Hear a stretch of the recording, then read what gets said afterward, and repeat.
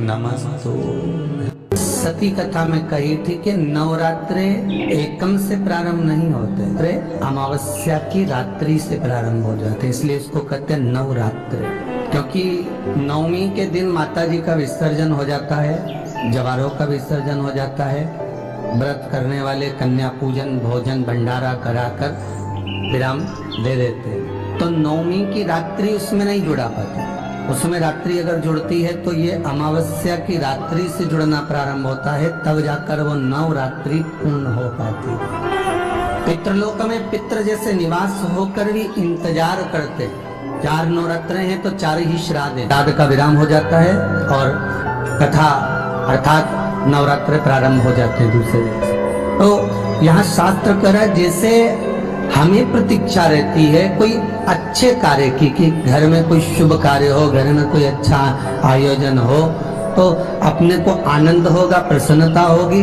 उसी तरह हमारे जो पूर्वज चले गए, जो पूर्वज चाहे वो अधोगति में गए हों, चाहे वो देवगति में गए हों, चाहे वो पितृलोक में निवास कर रहे हो, तो जितने भी पितृलोक में निवास करने वाले पूर्वज होते हैं वो भी ये विचार करते हैं कि हमारे घर के वंश द्वारा, हमारे वंशजों द्वारा कोई ऐसा सत्कर्म हो जिससे हमारे जीवन की वितृप्ति हो और हमें आनंद की अनुभूति हो। और ध्यान दीजिएगा महाराज, आपको चैत्री नवरात्र का स्मरण होगा, आपको शरदी नवरात्र का स्मरण होगा, पर जो आषाढ़ में और माघ में जो नवरात्रे पढ़ते हैं इसका एक आनंद ही दूसरा रहता है। बस इतना जरूर होता है कि दुनिया के लोग वो जो 2 नवरात्रे होते हैं उसमें कलश की स्थापना भी करते हैं, देवी का पूजन भी करते हैं, अर्चना भी करते हैं, मंदिरों में भीड़ भी रहती है और खूब प्रेम से माता का जगराता वगैरह सब होता है। पर ये जो नवरात्रे हैं 2 गुप्त नवरात्रे, इनका लोगों को स्मरण नहीं था। वो तो धीरे धीरे ये टीवी चैनल के माध्यम से कथाकारों ने, वक्ताओं ने स्मरण कराना जब चालू करा, धीरे धीरे बताना, मार्गदर्शन करना जब चालू करा, तब लोगों को ज्ञात होता गया कि कोई गुप्त नवरात्रा भी होता है, उसमें भी देवी की आराधना होती है। ये 4 नवरात्रे अलग अलग अवस्था के हैं, अलग अलग सुख के हैं और अलग अलग आनंद के। आपके घर में पितृदोष है, आपको ऐसा महसूस होता है, तो किसी भी नवरात्रि के पहले जो अमावस्या पड़ती है, जिस दिन अमावस्या रहे उस दिन चावल की कटोरी में एक कपूर का टुकड़ा रख दीजिए, छोटा सा, और कपूर का टुकड़ा रखकर उस कपूर को दरवाजे के बाहर कटोरी में ही, चावल रखी हुई कटोरी में ही उसको पितरों का स्मरण कर जला दीजिए। और जलाने के बाद उस चावल को कहीं भी किसी भी वृक्ष की छांव में पक्षियों के लिए डाल दीजिए। शिव महापुराण की कथा कहती है, अगर मान लो पितृ आपको कष्ट दे रहे हैं, पितृ आपको तकलीफ दे रहे हैं, कोई काम नहीं होने दे रहे हैं, या कहीं आपको ऐसा लगता है कि पितरों का दोष है, तो वो पितृ दोष देवी, अब ये जो आप करेंगे ये कब कर रहे हैं? अमावस्या के दिन आप उसको रख रहे हैं, अमावस्या के दिन उसको रखकर रात भर आपने रखा कपूर के साथ में, सुबह एकम पड़ गई, नवरात्रि लग गई, उसी दिन उसको जलाकर आपने पटक दिया।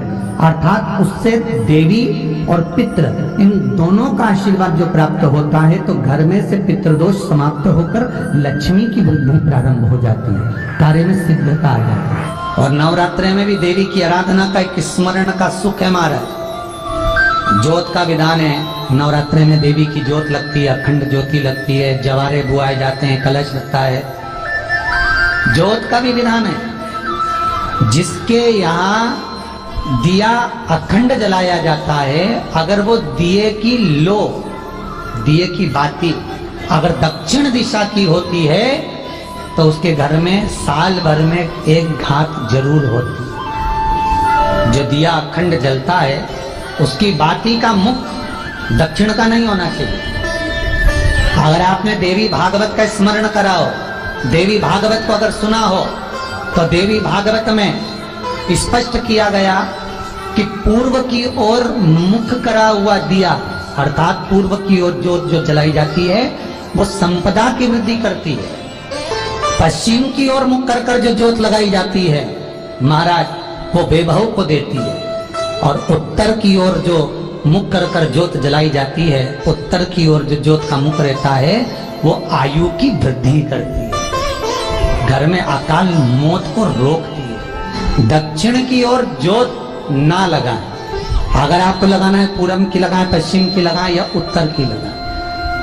और जितने दिन महारानी जगदम्बा जगतधात्री दुर्गा भवानी चैत्र नवरात्रि में, शारदीय नवरात्रि में, आषाढ़ी नवरात्रि में, आदिकादिक पौष नवरात्रि में हम जगत जननी जगदम्बा की जब स्थापना करते हैं, या हम नूतन घर का प्रवेश करते हैं, या गणेश जी की स्थापना करते हैं, या कोई दुकान को प्रवेश करते हैं, या कोई शुभ कार्य करने के लिए अग्रण्य होते हैं, तो हम कलश की स्थापना क्यों कर?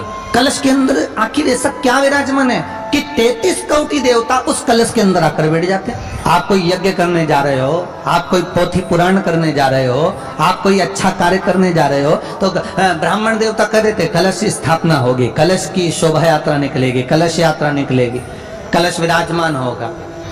उस कुंभ की, उस घड़े की महत्वता कहां से प्रकट हो गई? शिव महापुराण की कथा कहती है महाराज, भगवान औघड़दानी शंकर स्वयं आद्य शक्ति जगदम्बा से कहते हैं कि जगदम्बा तू क्या चाहती है बोल। तो जगत जननी जगदम्बा कहती है कि जहां मैं हूं वहां शंकर है। ये आपने कह दिया, पर जहां शंकर है वहां पार्वती का होना जरूरी है। उसके लिए सिद्ध करने के लिए एक स्थान ऐसा बनाया जाए जहां पर शंकर विराजमान है और शंकर के साथ पार्वती विराजमान है। तो शिव जी ने कहा पार्वती, उसके लिए मैं तुझे एक सुंदर कलश का निर्माण कर देता। अष्टमी के दिन कन्याओं का भोजन कराओ या नवमी के दिन कन्याओं का भोजन कराओ। पर देवी भागवत तो कहती है, देवी भागवत तो वर्णन करती है कि पहले नवरात्रि से लेकर नवमी तिथि तक जितने दिन देवी के होते हैं, प्रत्येक दिन में आप किसी भी दिन कन्याओं का भोजन करा सकते हो, पहली रात्रि से लेकर, पहला दिन से लेकर। पर 90 दिन तो सवेरे पूजन करके, यज्ञ करके, अनुष्ठान करके देवी को विसर्जन कर दिया। फिर नवरात्रि पूर्ण कैसे हुई? नवरात्रि की पूर्णता होती है अमावस्या की रात से गिनी जाती है। कौन से दिन से गिनते हैं? अमावस्या की रात्रि, फिर एकम की रात्रि, फिर दूज की रात्रि, ऐसे गिनते गिनते अष्टमी की रात्रि तक और नवमी के दिन सुबह तक या दोपहर तक या शाम तक, जब तक आप यज्ञ ना करें तब तक ये 9 रात्रियां पूर्ण गिनी जाती है महाराज देवी भागवत के हिसाब से पूर्णता। अब हमने कन्या भोजन का जो क्रम बनाया, अष्टमी के दिन करा देंगे, नवमी के दिन करा देंगे, इस तिथि को करा देंगे, पर भाव देखिए, शास्त्र कहता है भूखे को भोजन जब कराइए जब उसको भूख लगी हो, और ऐसों को कराइए जिसको जरूरत पड़ रही है। दोस्तों, पंडित श्री प्रदीप मिश्रा जी द्वारा बताए गए इन उपायों को आप आने वाली चैत्र नवरात्रि में अवश्य करें। आइए चैत्र नवरात्रि की तिथियां और मुहूर्त के बारे में जान लेते हैं। पंचांग के अनुसार चैत्र मास के शुक्ल पक्ष की प्रतिपदा तिथि, जो कि इस बार 8 अप्रैल को देर रात 11:50 पर लगेगी और अगले दिन 9 अप्रैल को रात के समय 8:30 पर समाप्त हो जाएगी। ऐसे में चैत्र नवरात्रि का पहला व्रत 9 अप्रैल को रखा जाएगा। 9 अप्रैल को घट स्थापना का मुहूर्त रहेगा 6:03 से 10:14 तक। इस बार चैत्र नवरात्रि के पहले दिन सर्वार्थ सिद्धि योग और अमृत योग का शुभ संयोग बन रहा है। ऐसे में इस योग के दौरान की गई पूजा उपाय व्यक्ति को सुख और समृद्धि दिलाएगा। आइए अब जान लेते हैं चैत्र नवरात्रि